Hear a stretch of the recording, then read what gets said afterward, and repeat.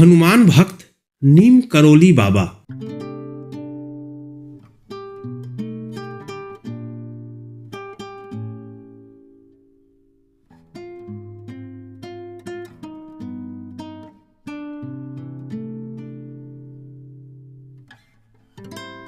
नीम करोली बाबा ने एक हनुमान भक्त से कहा कि तेरे बाप ने हनुमान जी से धोखा किया है।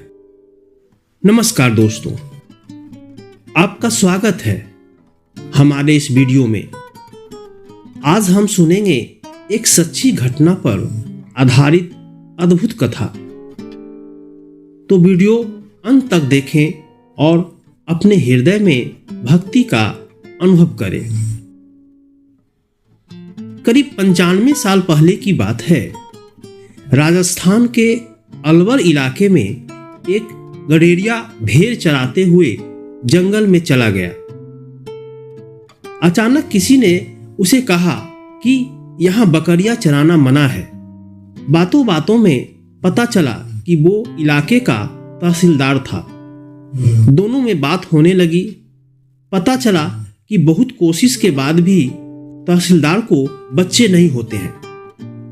गडेरिया ने उनसे कहा कि आप दौसा के बालाजी हनुमान जी के मंदिर जाकर बेटा मांग लो, मिल जाएगा। न जाने क्यों तहसीलदार ने उस गडेरिया की बात मान ली। उन्होंने हनुमान जी से कहा कि अगर मेरा बेटा हो जाएगा तो मैं उसे यहीं इसी मंदिर में सेवा के लिए छोड़ जाऊंगा। इस बात का जिक्र उन्होंने अपनी पत्नी से भी नहीं किया। मन्नत मांगने के 1 साल के अंदर उन्हें बेटा नसीब हो गया, लेकिन बाप का प्यार आरे आ गया। उन्होंने हनुमान जी से कहा कि मैं अपना वचन पूरा नहीं कर सकता, आपका ये ऋण मुझ पर रहेगा। वो बेटा बड़ा होने लगा, शिक्षा की उम्र तक आया तो पिताजी ने उसे हरिद्वार के एक बड़े विद्वान प्रभुदत्त ब्रह्मचारी जी के यहाँ पढ़ने भेज दिया। लड़के में अद्भुत क्षमता थी, उसे रामायण कंठस्थ थी। बिना पढ़े वो रामायण का पाठ करने लगा। उसकी ख्याति दूर दूर तक फैल गई और वो साधु सन्यासियों और बड़े बड़े उद्योगपतियों के घर रामायण पाठ करने लगा। जवान होने पर उसकी शादी भी हो गई।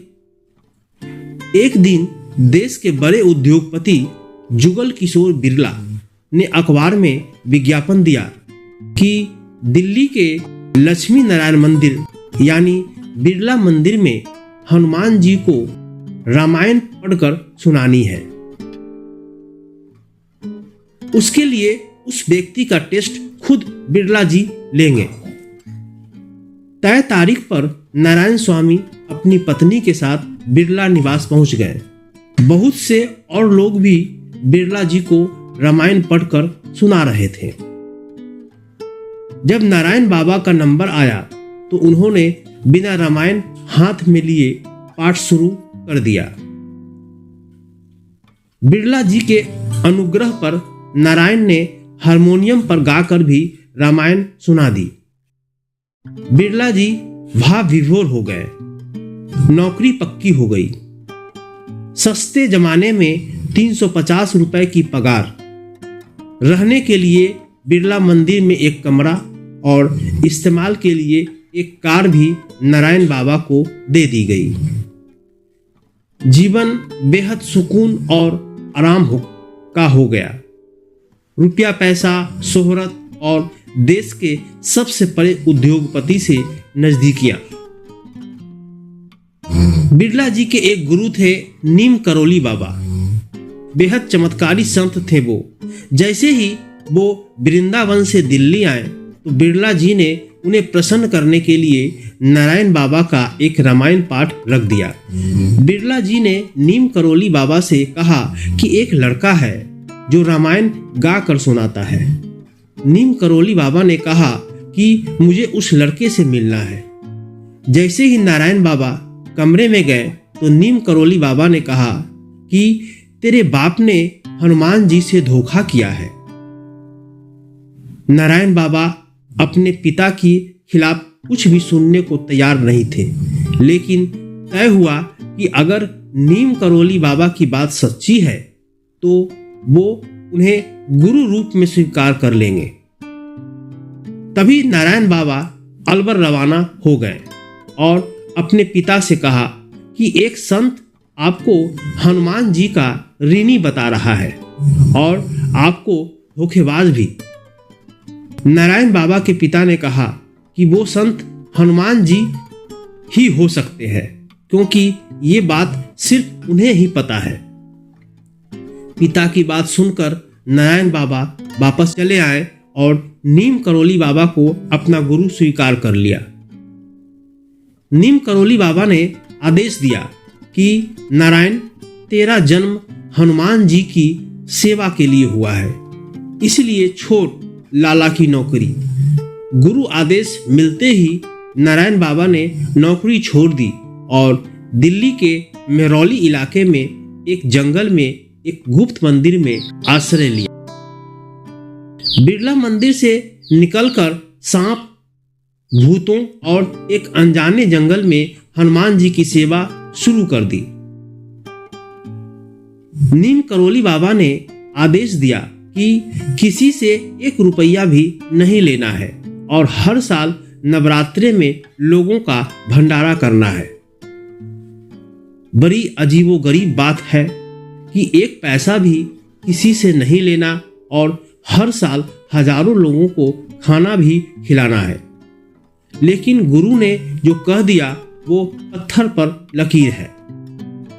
बिना सोच के उन्होंने अपना काम शुरू कर दिया। नीम करोली बाबा ने बिरला से कहकर नारायण बाबा की पत्नी को घर चलाने के पैसे हर महीने दिलवा दिए, लेकिन नारायण बाबा को पैसे से दूर रखा। 1969 से आज तक इस मंदिर से हर साल 2 बार नवरात्रे में हजारों लोग भंडारा खाकर जाते हैं। किसी को आज तक इस मंदिर में पैसे चढ़ाते नहीं देखा गया, लेकिन हाँ, प्रसाद पाते सबको देखा गया। अगर आपको यह कथा पसंद आई तो लाइक करें और अपने मित्रों के साथ शेयर करें। कमेंट्स में बताएं आप किस भगवान की भक्ति सुबह करना पसंद करेंगे। चैनल को सब्सक्राइब करें और बेल आइकन दबाएं ताकि आपको हर नई भक्ति कथा मिले। धन्यवाद दोस्तों।